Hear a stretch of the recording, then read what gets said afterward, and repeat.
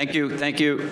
I have two important questions. First question is, who here is a Costco member? Okay. I checked. No, I know. Yeah.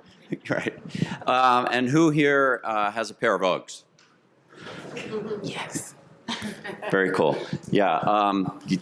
Could have been a good day to maybe bring some samples for people. So a really cool discussion today on fandom and loyalty. And what's really interesting is two very, very different types of businesses. So one business is based off of membership. The other is based off of sort of brand loyalty, right? How would you guys define loyalty? I can start. So certainly, I think it starts with a very engaged customer base. So when we look at loyalty, we're really looking for metrics around frequency. We're looking around metrics in terms of spend, but the overall is their impression of the brand. And loyalty to us is in terms of how often they come back and how satisfied they are with that experience. So we go through this idea that the rent is due every day, and we need to make sure that we are always engaging our customers on a long-term basis. Yes. So I'm Carole Diarra, and I'm actually also very similar to Carolyn, who just left. Grew up in the beauty world and also in the CPG world. Carole and I actually worked together at L'Oreal.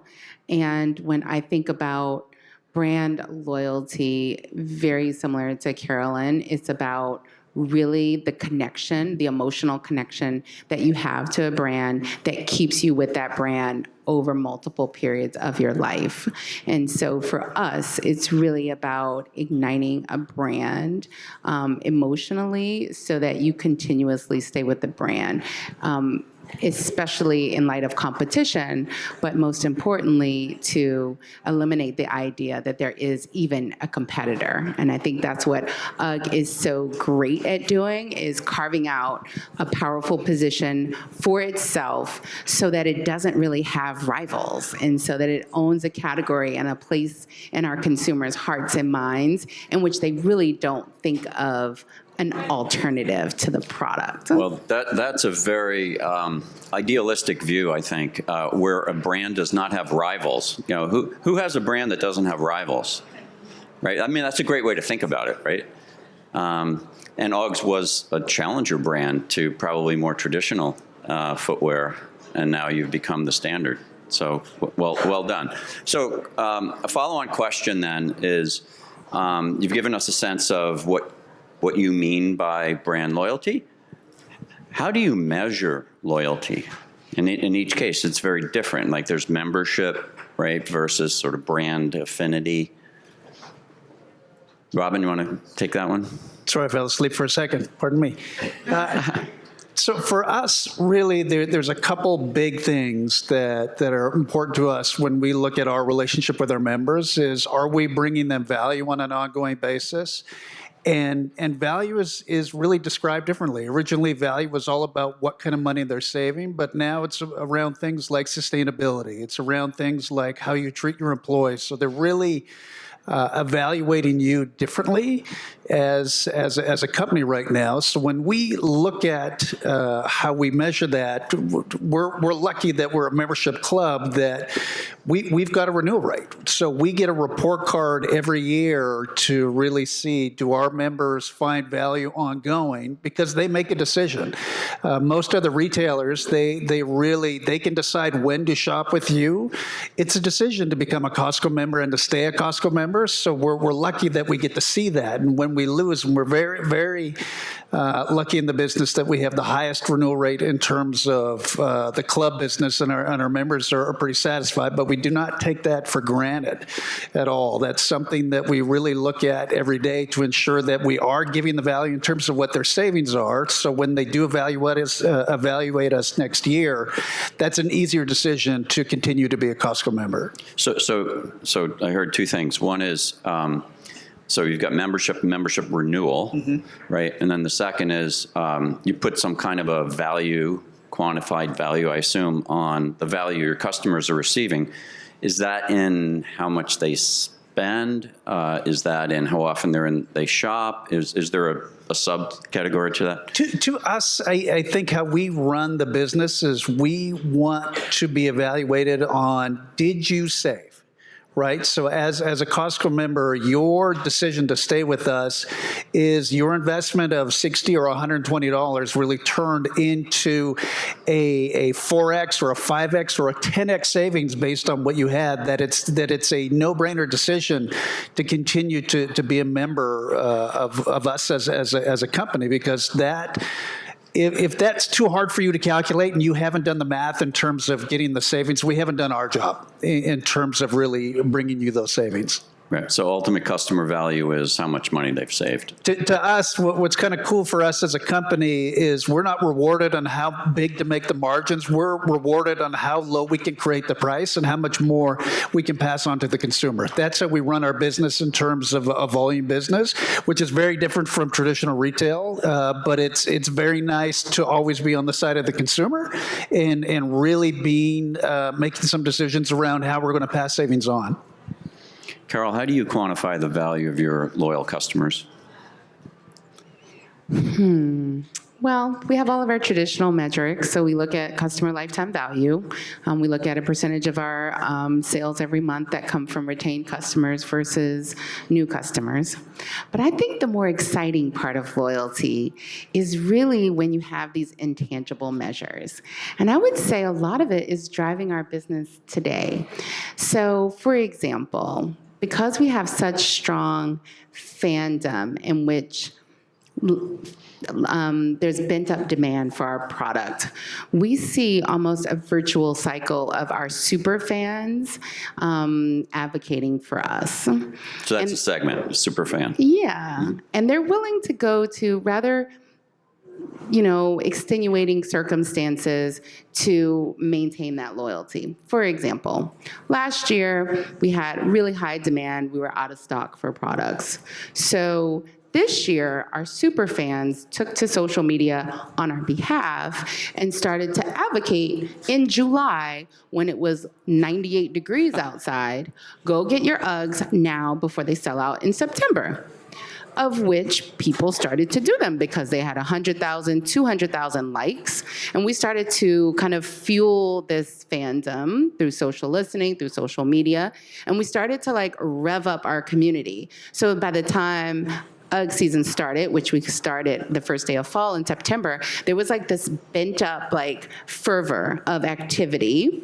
And then even still, the products were sold out, and our fans and our loyal members were willing to wait 2 and 3 months on back orders for new products to come into stock.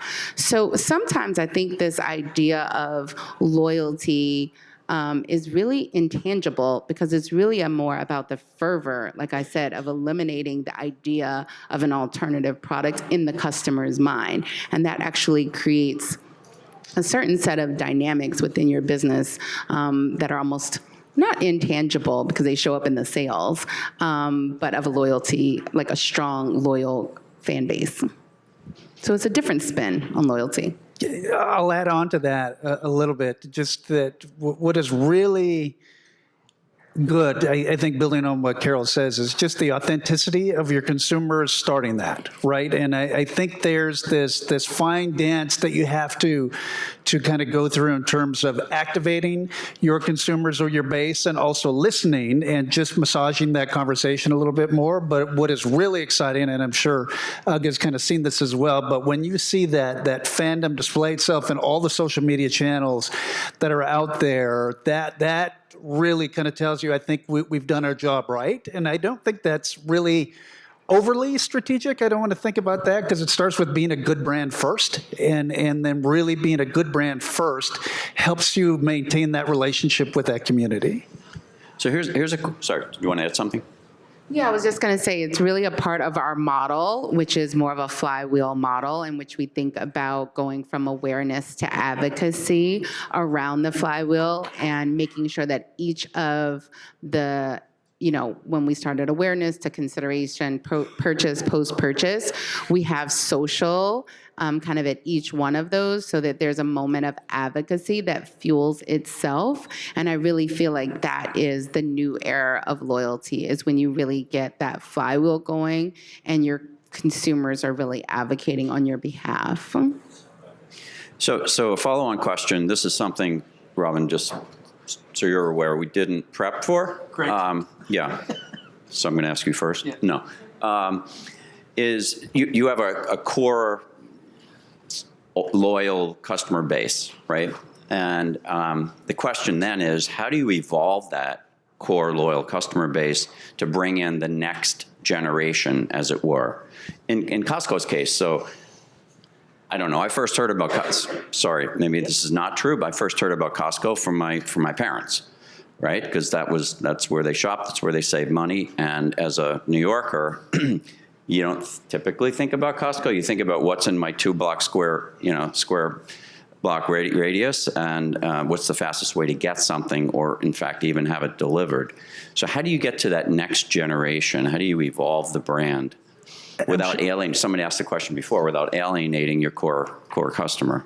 I think the good news is that UGG boots fit in every New York apartment here, so I'm sure they could be purchased from us and a lot of kept ovens there. that aren't being used, I think.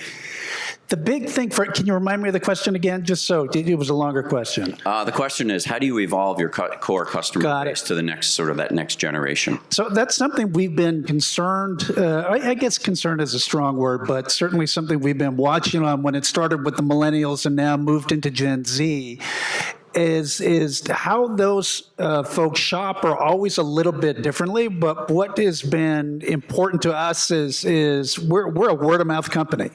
And so similar to how you probably learned about Costco, it's really through that shared experience that somebody's kind of told you about what they got there. I've been with the company now 30 years, and what I've seen change over that period of time has been extensive, because it's not your dad's Costco. It's not your mom's Costco. And we've evolved to really meet the consumer where they are. What is interesting, we've got a number of locations in the New York market right now, and you would think right away that we don't carry the items that you would always really need to be a consumer. But what is really cool and what we see activated on the social channels is our members telling the stories of how they use Costco and really what they can do. I've had a number of conversations with people. I'm a New Yorker, or this is how I use Costco, and we are a number of we shop together, we break things down, and really they use it differently, and it's then us really trying to share those stories a little bit more, and honestly dependent on that word of mouth to get those stories out, that our consumers keep finding us. And so far they have found us throughout most of the ages. So when we're looking for the millennials and the Gen Zs, sometimes we need to go through a re-education process to get them there. And there's kind of a gateway item that brings you in. So if maybe it was you needed a party, or you were hosting a party and you had to figure out how to bring in a number of items. I need a party right now. Do you? Yeah, Right, yeah. So, but going in, and that was your start, and really what we found is what brought you isn't what kept you. Because you kind of come in from an event-based or a specific mission in terms of what you want to buy. And then what you find is you just discover the treasure hunt of what everything we have, because there's not too many places that you can buy your salsa and your engagement ring on the same shop, right? Yeah, and in the automobile, the drive away, and yeah. I think that's so interesting, because I was just talking with Angela, another mom where my daughter goes to school, and she was saying, oh yeah, but have you heard about these Costco parties where everybody dresses up, like they get everything from Costco, and then they do this whole thing on social media. And I was like, no, it sounds like fun though. So that's definitely really cool. What was interesting is we during Halloween, the most popular post that we shared on Instagram was somebody who dressed up as a hot dog and a rotisserie chicken. Yeah, so there we have actually engaged fans that go far beyond, maybe dangerously so. Yeah. That seems really fun. And yeah, I mean, this is something, I'll go back to the original question, is how do you kind of recruit a new generation of fandom while being really kind of loyal or maintaining your current loyal consumers. I mean, that was another conversation we were having with RuPaul. We were just saying, like, she has on her Uggs and like these pink Uggs. It's not these, it's the ones with the Bailey bows are really trending because coquette trend is like really big on TikTok. So everybody wants like a bow now. And so what's really fun is that like her 9-year-old daughter wears them and like 9-year-olds are like going crazy about Ugg. But then in college campuses, they're also going crazy. And then it reintroduces like all the Gen Xer moms, like, oh, I remember, like, then we have a nostalgia moment. So it's really a careful orchestration of like kind of relying on your nostalgia, but then shifting the brand to where you want it to go, right? And so for us, it's been very intentional for us to move away from being, kind of just known as one boot and moving more to fashion and lifestyle and really showing up in those cultural moments and really being a part of the zeitgeist with the right kind of culture curators and culture creators that Carolyn talked about. We also have a segment called our Culture Creators, and it's really tapping into the zeitgeist of this new generation of loyal fans to create interest, but not lose the nostalgia, because people really value the nostalgia, and we're in the age in which people are recreating based on the nostalgia. So everyone's kind of looking back in order to look forward. So it really is about capitalizing on what people love, but then taking them forward to where you want to go. Cool. And, yeah. Thanks. All right. So speaking of looking back and looking forward, so the pandemic, we all remember that. The pandemic clearly shifted buying behaviors significantly. So to what degree have your businesses changed as a result of more of a digital customer experience in terms of what people and how people shop, find you, shop, et cetera? Yeah, I think it's really interesting when you think about a global business. And so I would say patterns have shifted unevenly, right? So we are, we're primarily in the US, but we have a pretty large international business. And what we saw during the pandemic is that absolutely things shifted into a more digital consumption environment. We were on the positive side of that because we also have a lot of slippers. And so people were buying 3 or 4 or 5 pairs so that they could put them on TikTok and sit in their house with these fluffy ass slippers. So we became one of the trends that was happening. But from there, that allowed us to introduce ourselves to a new generation of consumers who didn't come in through the boots. They came in through these fluff zippers. And now what we're seeing is just a massive yearning for physical spaces and what we're calling like the UGG universe. People want to go into an environment in which it feels like they're wearing the shoe, and they want to see the colors and they want to feel it, and it's tactile, and there's something very emotional that people are craving. And whether, we just opened up a new flagship in Shanghai, and it's insane. It has like a social community space on the top for live streaming. It has all of our collabs on the second floor. It has a huge like built out VM visual environment of like a winter wonderland.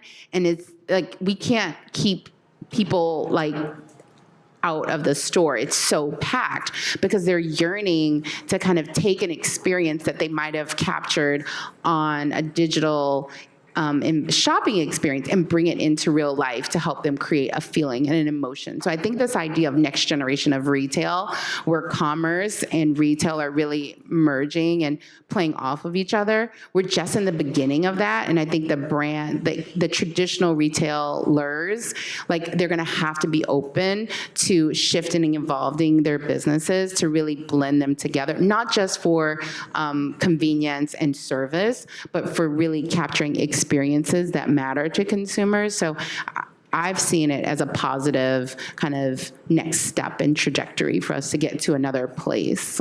What's interesting, we just completed a study of 11,000 mobile consumers around the globe, and the biggest growth has been the willingness of people to literally use their apps in a store. Right, so people don't shop anymore without also consulting their app and their app experience. So this idea of melding, this very personal, intimate social, even physical experience with the digital experience is very much the trend. Has that had impact on Costco's business? Yeah, our pandemic experience, I don't think was a lot more tactical and bare bones. So certainly just getting, being there for you to be able to get your basics and everything you need. We've been primarily a bricks and mortar store. That's really what our business model has been based on. We've been building our online business, but certainly that accelerated continually. So we had some more challenges to figure out logistically. We secured and acquired a logistics company during that time to really build the foundational points that helped us really kind of get people in that last mile side. And what has been interesting is as our business grew from things like Instacart, so you could get your groceries and those kind of things when you're shopping, and moving to the non-foods business as well. And I'm sure a lot of you have experienced this, that is not reset to pre-pandemic levels. So people have explored and found a new way to shop. It is kind of leveled a little bit more, and we're seeing a traditional, but people have made some decisions that their time is worth more, and so they're going to make some decisions about delivering online that are going to do that. So we're certainly doubling down in terms of trying to figure out how to improve that digital experience for our members. We don't think we've quite replicated exactly what the in-store experience is right now, and we'd like to get that right online too. So it's certainly something that we're working on and certainly keeping focused on. But it has been very interesting to see how the consumer's behavior has shifted to they enjoy the things about online. They're using the things like the apps. We're seeing those things as well too. But again, we're normally a bricks and mortar business, so it's just trying to find the balance on that as well.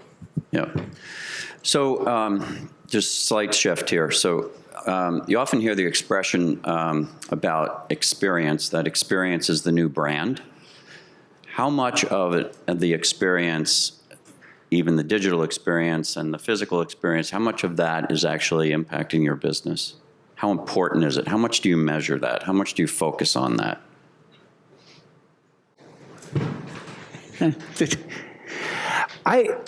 I don't think it's just an important thing. It's like everything. I think when we think about that experience being in bricks and mortar or being on digital, what we're really striving for is to try and figure out how to meet the needs and meet the consumer where they are. So that none of those are ever easy feats from an operational perspective. And we've got a lot of people that are focusing on those things to try and solve that on an everyday basis. But to us, experience is everything, because again, as I talked about the renewal rate, you make a decision every year, do I want to be a Costco member or not? And if we have not met you in terms of what that overall experience was, then we've let you down. So that is really something that we're striving for, to make sure that you do have a great experience, and that kind of creates those word of mouth moments that you can always hear. I hesitate telling people I work from Costco or when I'm on a plane, because I will get a list of items that we need to bring in on an ongoing basis. And then I don't carry business cards anymore, because people will call me when things are out of stock and those kind of things. Do you sell Uggs? Exactly. So it's really trying to hopefully get that experience right when you're in the stores and when you're shopping online. But we're not going to rest on our laurels at all, and really want to figure out how to even improve that. We are a low-cost operator, so what we try to do to keep costs low is you will come in and see concrete floors and things that are in the steel. So we're not a luxury brand like you would see as Uggs are. But what our value prop is about what you're going to save and what that experience is. And it's going to be, you can still have quality at an affordable price. And that's exactly what we try to achieve on an everyday basis. And that's where you'll see brands like Uggs and those kind of things in there. And that's, we're seeing more and more brands really see the value of the Costco customer, because what is great is that they're normally some of the most affluent people that are out there, are a great consumer, and they're a very active base. So when we can put a product in front of those people, we can move a lot of items. Yeah, I would say this is an opportunity for UGG. We are traditionally sold through our partner network, and I would say the D2C business, whether it's through our retail channels or our e-commerce business, are newer. So I think then we have to increase our emphasis on experience. Just because we've relied so much on the experience of our partners, I think shifting our model to a more D2C business will be really a key unlock for us to ensure that our experience kind of delivers onto the brand promise and the product promise, which I think most people are really connected to. Thanks. So I imagine we're running out of time here, but do we have time for a couple of questions? Yes, we can definitely take a couple of questions before lunch. Thanks. My question is for Robin, specifically about how you use your higher net worth, like affluent consumers, with regards to loyalty. Because coming from wines and spirits, we would constantly be pitched about like the treasure seeker mentality and how we needed to allocate certain numbers of $1,000 bottles, and like it was a very hard conversation to have internally. But can you just talk a little bit about like how you mix up the merchandise and like how you're appealing to that consumer with these like super expensive products that you do have? So, and this was really established by our CEO, but he wants, you should be surprised every time you come into a Costco. And so what we're looking for on an ongoing basis is things that you didn't necessarily plan to buy when you're coming in here, but when you walk by, and I'm sure we're all guilty of it, is I went in a list of 2 and then came out with a much bigger cart than I planned to do. So our merchants have done a great job to really find great values on when I talk about affordable luxury, so those kind of experiences where you've got the wine and spirits that are at that kind of a level, that's the customer who is in our stores. That's somebody who would make an impulse buy, something like that, because they didn't expect to find it, and I certainly don't think that they went to Costco to purchase that $1,000 bottle of wine or those kind of things. But that's a story that they're going to tell somebody else, and so that's the thing that we're looking to activate, and our merchants do a great job of that. Was that helpful? $1,000 bottle of wine with a hot dog. Yep. Tom wants a party, so we've got to give him a party. Do we have any other questions?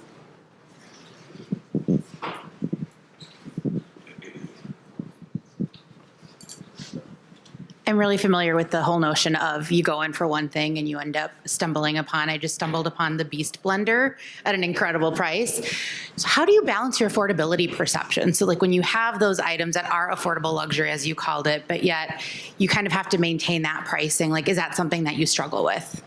I would say that's probably the easiest part for us. We work on a maximum margin that we can charge on it. So most of our work is really in figuring out what that cost is going to be and how we pass those goods on to the consumer.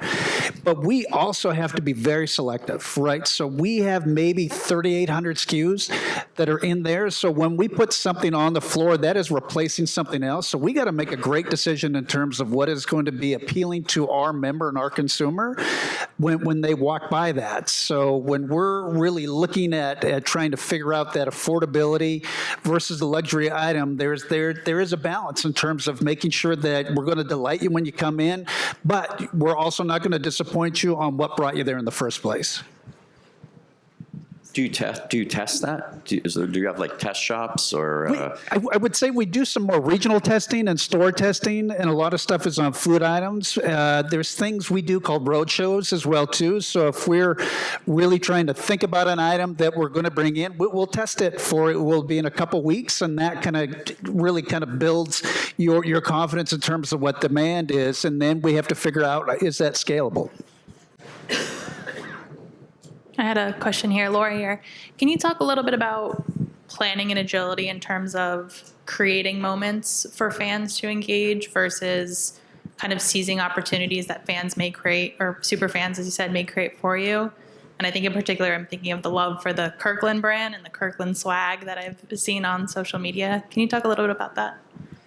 So I would like to say we can take any kind of credit for that, but it's really our member. that is part of that. I don't know if you've seen, there's a group out there of guys that do Can It Kirkland. And they are testing the Kirkland alcohol versus brand name alcohol to see if they can do it. We are very lucky to have an engaged member that has some great stories to tell. But I think where we've done our job right is we got the quality right first, and then we made that available at affordable price. And so it's a story that they're willing to tell. So I think it really starts from the item selection, what the value is going to be, and then hopefully those translate into stories. I wish I could say I could take credit for that. It was certainly strategic, and we started with the end in mind with there, but it kind of worked out, and we've been lucky so far. Okay, we have one last question here. I can answer one also, just a little bit about like creating a moment. So I mentioned like UGG season. This was something that was like in the zeitgeist of our consumers, and we wanted to own it as a moment for the brand as opposed to allowing our fans to have it. So we kind of created a national holiday for UGG, which is the first day of fall, and it's hashtag UGG season. And we usually kick it off with like a big celebrity. So we kicked it off this year with Cardi B, and she did a big thing. Everybody like unboxing like her Uggs for this season, and she was like, okay, everybody, it's UGG season. It's officially the start. And then from there, you have a lot of fans who then come behind and they're like, okay, it's officially UGG season. Here's what I got. So it's kind of leading them to where we want them to go and creating this like moment. So that's one example of a brand moment that we created that was kind of based on what was already out there, but then we augmented it. So speaking of like critical moments, this is a slightly different take on it, but for all of you who are brand marketers who have a ads out there or QSR cards or whatever, and it says download the app, like that's your call to action, right? Download the app. You should know that a critical moment after people download the app is how you activate them, because after 7 days, 14 days, 30 days, only 8 to 9% of all those people that you spent all that money that look like your very loyal customers who downloaded your app remain, right? So 91% of the people that you invested in to get to download an app are gone, and gone forever. So the critical moments are, if you do that and those people take action, you need to interact with those people immediately in a very pleasant experience kind of way, and then nurture them to become, fans. So just another moment. Great, thank you. I will say UGG season cuts both ways. Last week I just ordered UGG sandals, so getting ready for the summer. That's right. Exactly. Thank you guys, that was great. Well, thank you. A round of applause, please, for the panel.